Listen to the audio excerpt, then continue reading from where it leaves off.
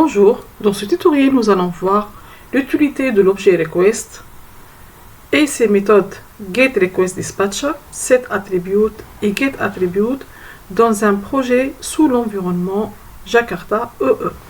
Passons maintenant à la pratique. Si vous vous rappelez bien, on a dit que request, elle contient toutes les informations de la demande d'une application ou d'un internaute, d'une demande vers la servlette. Lorsqu'on demande quelque chose de la servlette à travers une autre page, à travers une autre application, les informations de cette demande, elles vont être stockées dans request. Et donc dans notre cas, notre demande, elle est formulée via la page index. L'utilisateur, il remplit les informations, il valide normalement, et on va trouver les informations de toutes ces informations dans l'objet request. Dans le cas où l'utilisateur ne valide pas la servlette, donc normalement, un message qui va être affiché, vous devez saisir le formulaire avant et on affiche encore une fois le formulaire. Et ça, il est fait via ce code. Donc vous pouvez voir la vidéo numéro 2, le numéro 3, donc la vidéo numéro 3 de ce playlist. D'accord? Donc vous voyez bien que si l'utilisateur ne passe pas par le formulaire, donc on va afficher saisir le formulaire, vous devez saisir le formulaire et on inclut la page index.jsp dans la servlette. Sinon, si l'utilisateur il valide le formulaire ou il laisse quelques champs vides, dans ce cas, on affiche ce message d'erreur et on inclut la page index.jsp qui contient le formulaire via la méthode getRequestDispatcher include et on passe l'objet request et response.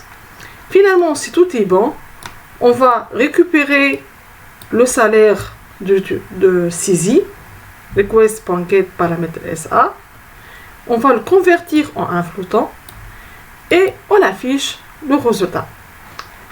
Juste, on va faire une petite exécution pour se rappeler. Donc ici, si on passe directement à la servlette sans valider le formulaire, vous devez saisir le formulaire avant.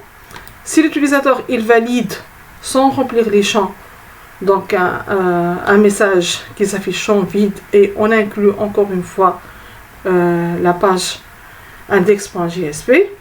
Maintenant, si on remplit convenablement,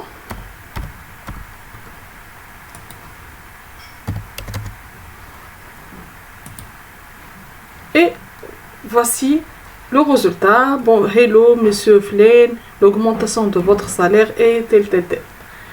Voilà. Maintenant, l'idée c'est quoi? L'idée, je vais pas afficher les informations sur la servlette elle-même.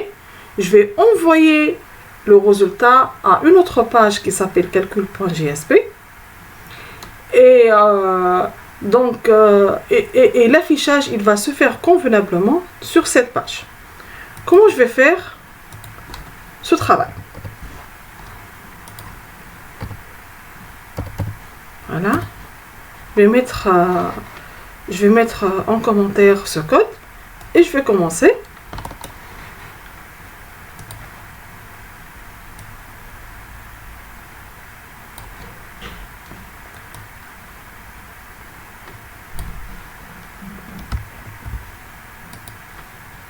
La première chose à faire, je vais créer un ArrayList, un tableau dynamique qui se nomme salaire de type float. Donc j'ai créé un tableau dynamique qui s'appelle salaire donc de type float. Pour créer ce tableau dynamique, j'ai utilisé ArrayList, c'est un type prédéfini. C'est un type qui existe en Java. Pour l'utiliser, vous devez importer la classe import Java utile ArrayList. Vous devez l'importer pour pouvoir utiliser ce type de tableau dynamique. Très bien. Et puis, qu'est-ce que je vais faire? je vais ajouter des cases dans salaire. Donc, pour ajouter les cases, donc, déjà, donc, qu'est-ce que je vais faire?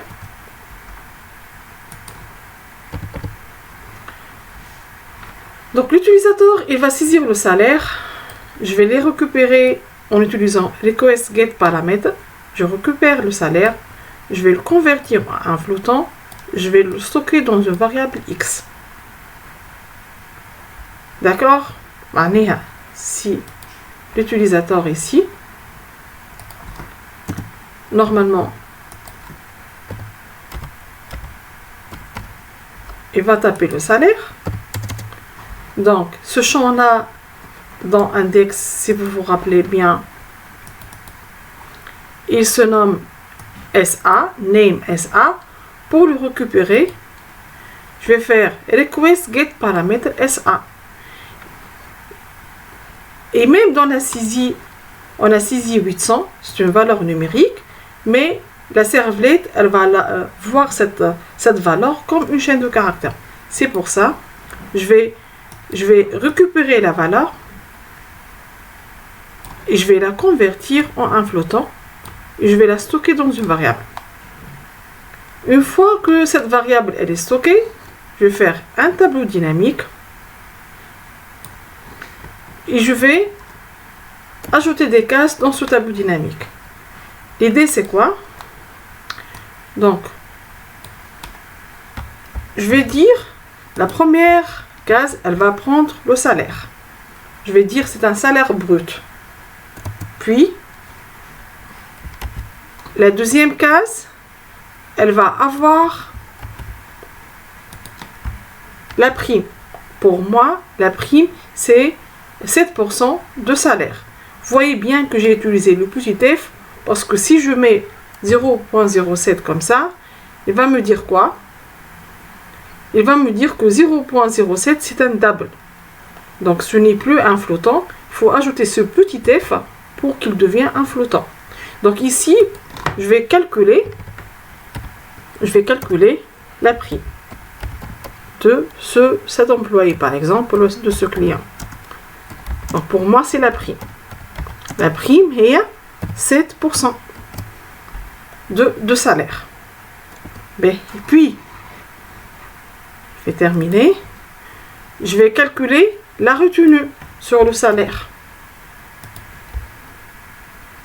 Donc on y est la retenue. Kiff kiff. J'ai ajouté le petit f pour que le résultat soit de type float.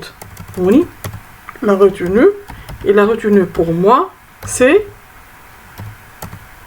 2%. Et finalement, je vais calculer le salaire net. Le salaire net, c'est... Donc, je vais calculer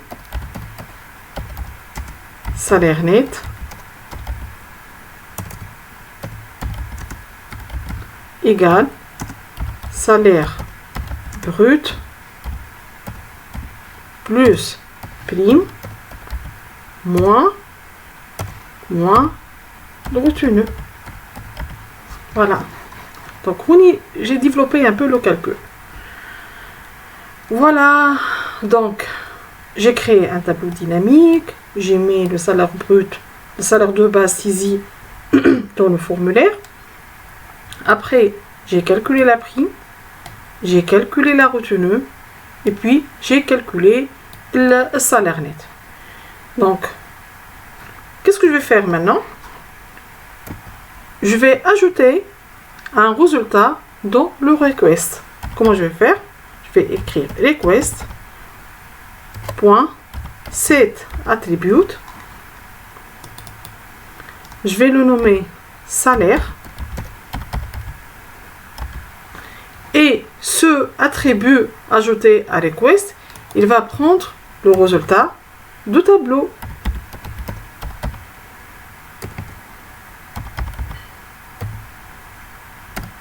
Voilà.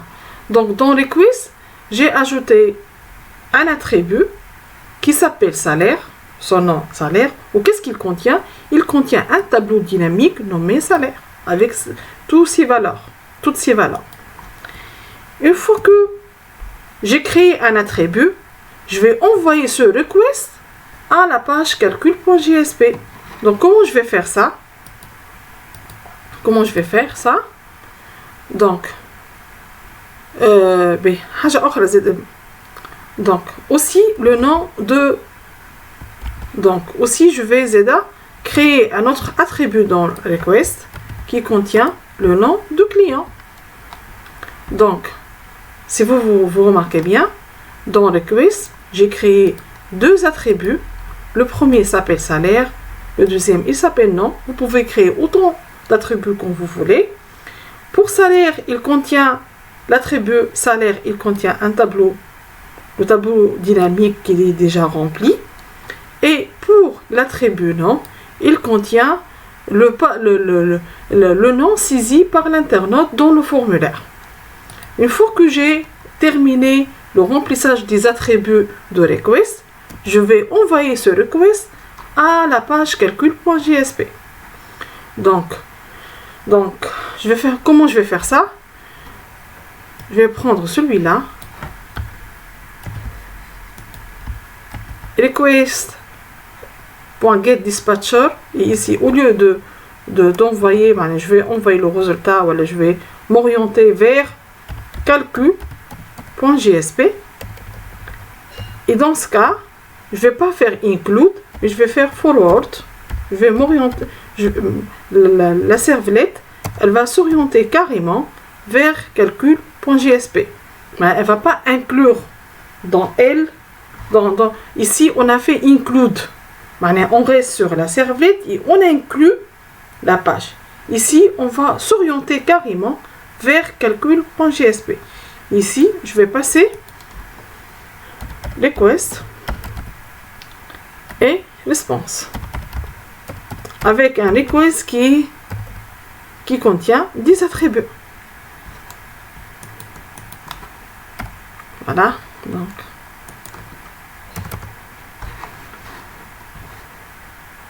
j'enregistre. Donc j'espère que tout est bien expliqué. Donc j'explique encore une fois. Je prends le salaire saisi par l'utilisateur sur le formulaire en utilisant request get paramètre et le nom de champ. Le nom de champ, il existe ici. Introduire le salaire, input type texte ou name SA. Une fois que j'ai récupéré la valeur saisie par l'utilisateur, je vais la convertir à un flottant et je vais la stocker dans une variable de type float. Après, qu'est-ce que j'ai fait? J'ai créé un tableau dynamique de type ArrayList. Et on a dit, lorsqu'on utilise ArrayList, on devait importer cette classe Java util.ArrayList. Voilà, ici on crée le tableau dynamique et puis on commence à ajouter case par case. Ici j'ai ajouté le salaire saisi par l'internaute. Après, j'ai calculé la prime à partir de ce salaire. J'ai calculé la retenue à partir de ce salaire et je l'ajoute au tableau dynamique. J'ai calculé le montant brut, je l'ajoute au tableau salaire, dimasalaire.add. Et une fois que le tableau il est bien rempli, dans request, je crée un attribut. Je peux changer son nom. Ici, j'ai choisi que le nom de l'attribut, il porte le même nom de tableau. Donc, j'ai créé un attribut salaire qui contient un tableau salaire. Et j'ai créé un attribut nom qui contient le nom de saisie dans le formulaire. Une fois que j'ai préparé mon request, je vais m'orienter vers calcul.jsp en envoyant à elle l'objet request et l'objet response. J'enregistre. Maintenant, je passe à calcul. Donc, calcul.jsp, comme on a fait pour index, pour créer un produit web, je passe à SRC, applique un web app, je clique avec le bouton droit de la souris, et new, et puis JSP file, je donne le nom normalement. Surtout Next, je choisis que HTML5. Dima, on essaie de travailler avec une version, les dernières versions. Et je valide. Et normalement, ça y est, j'ai créé ma page. Et juste j'ai changé son titre. Calcul de salaire. Calcul de salaire. Voilà. Ici. Donc, B. Juste, je vais vous expliquer un peu les choses.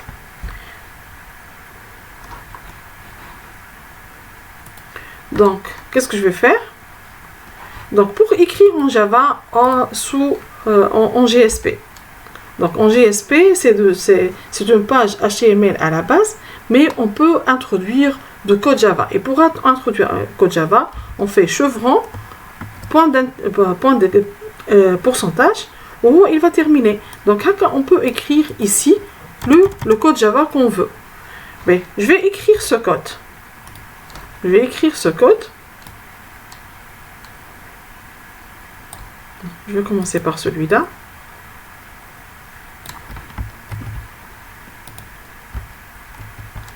Donc, je vous explique. J'ai déclaré une variable qui s'appelle nom, qui va recevoir, puisque la page calcul.jsp, elle va recevoir request. Request fait deux grands attributs, fait nom et salaire, et je vais récupérer l'attribut nom, et pour le récupérer, qu'est-ce que je vais faire? Qu'est-ce que je vais écrire? Request.getAttribute, et je mets le nom de l'attribut. N'oublions pas, request.getAttribute, donc je vais la stocker dans une variable de type string. Je dois mettre le casting ici, je dois mettre le string entre parenthèses.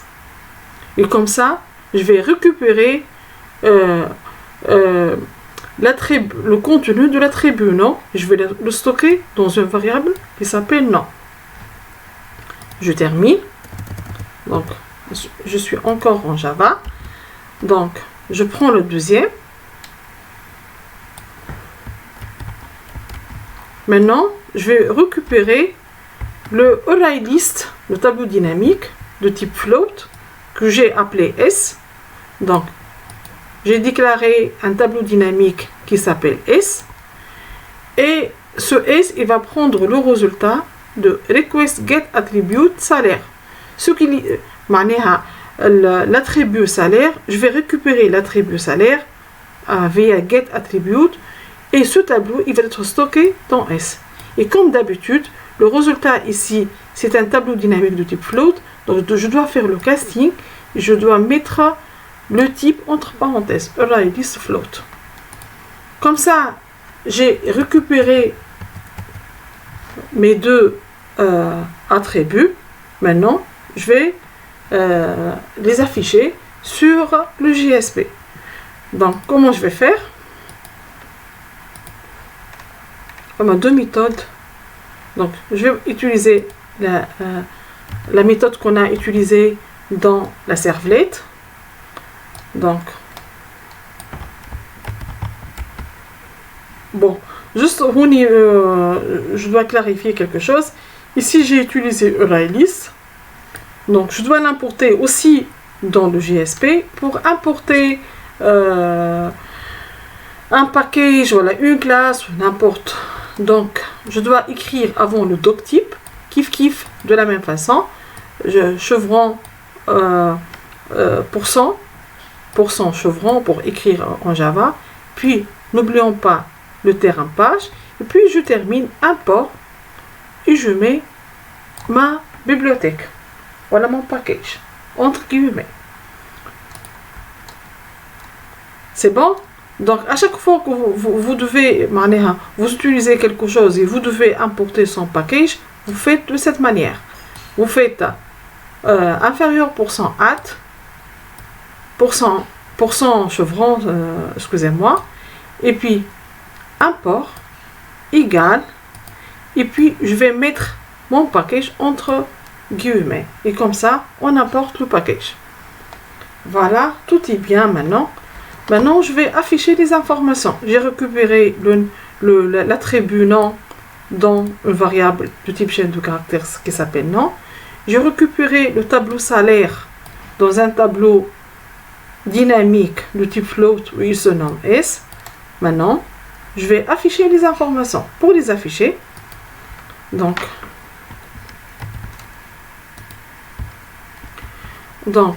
je vais outprint. Ici, on dit qu'avec le JSP, out, elle est connue. Juste, donc, vous écrivez out.print ou il va terminer le reste.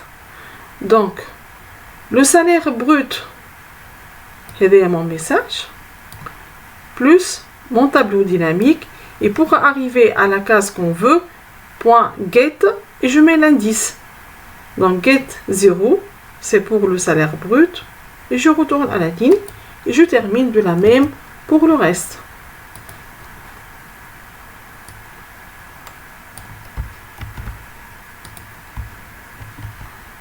Voilà.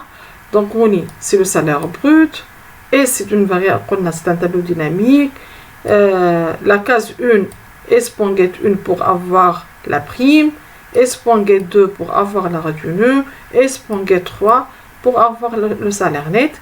J'enregistre et je vais voir qu'est-ce que ça va donner comme résultat. Donc on y. Donc vous devez saisir le formulaire avant. Je vais mettre 1. Flame. Bon, il manque quelque chose. Donc je vais afficher le nom de print, outprint ici. Donc monsieur,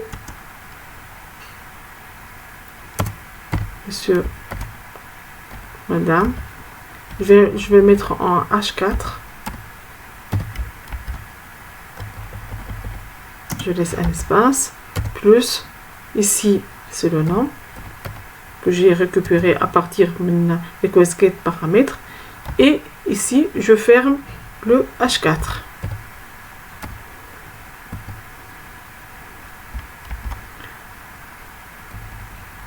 Ici vos salaires sont 2 points et j'oublie pas le point virgule. J'enregistre, CTRL S. Normalement, tout est bien fait. Je vais arrêter le serveur. Je vais faire encore une fois la...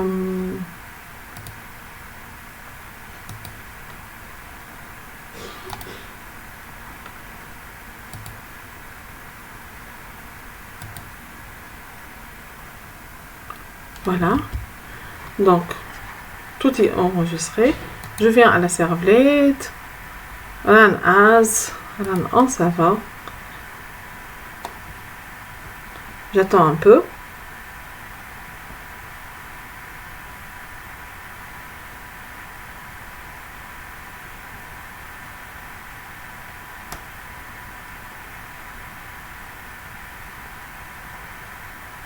Voilà.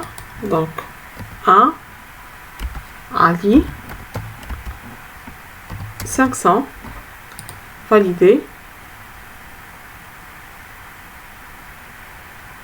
Voilà. Voilà, monsieur, voilà, madame Ali, vos salaires sont salaire brut, prime, retenue ou salaire net. Donc, tout est bien affiché. Voilà. Donc, voici, on est arrivé à la fin de la vidéo, mais avant de conclure, juste, je vais faire un petit rappel. Donc, qu'est-ce qu'on a dit? On a dit, donc, on peut, avec request, on peut créer des paramètres. Alors, comme vous voyez bien, j'ai créé des paramètres. Donc, je donne le nom de paramètres et je mets le contenu. Le contenu ici, c'est tous les types que vous voulez. Un type simple, voilà, un type de type classe, voilà, un objet. Ici, par exemple, là, j'ai créé un paramètre où le contenu, c'est un tableau dynamique. Ici, j'ai créé un paramètre où le contenu, c'est une chaîne de caractères. Une fois que j'ai créé les attributs dans request, je vais les passer. On peut les passer de deux manières. Soit la méthode qui fait l'orientation. Donc, j'ai fait request get dispatcher, j'ai mis la page et puis j'ai passé mon request. Pour passer le request, je peux faire forward, que je m'oriente carrément vers cette page, ou là include, je reste sur la servlette et j'inclus cette page dans la servlette. Donc, il y a les deux méthodes d'orientation, soit include, soit forward. Ici, je vais m'orienter carrément à calcul JSP et lorsque je m'oriente à calcul.jsp, je lui passe l'objet request avec ses attributs. Dans l'objet, dans la page .jsp, qu'est-ce que j'ai fait? J'ai récupéré les attributs créés dans request avec get attribute, request.get attribute, je mets le nom de l'attribut et puis je stocke dans les variables. Mais avant tout, il faut pas oublier le casting. Par exemple, je vais récupérer une chaîne de caractères, alors que j'ai mis string entre parenthèses et je stocke dans une variable de type chaîne de caractères. Ici, je vais récupérer un tableau dynamique, alors que je fais le cast, j'ai stocké dans un objet de type tableau dynamique. Et vous voyez bien comment j'ai accédé ou j'ai affiché les différents attributs. Voilà, merci pour votre attention et Inch'Allah à la prochaine vidéo.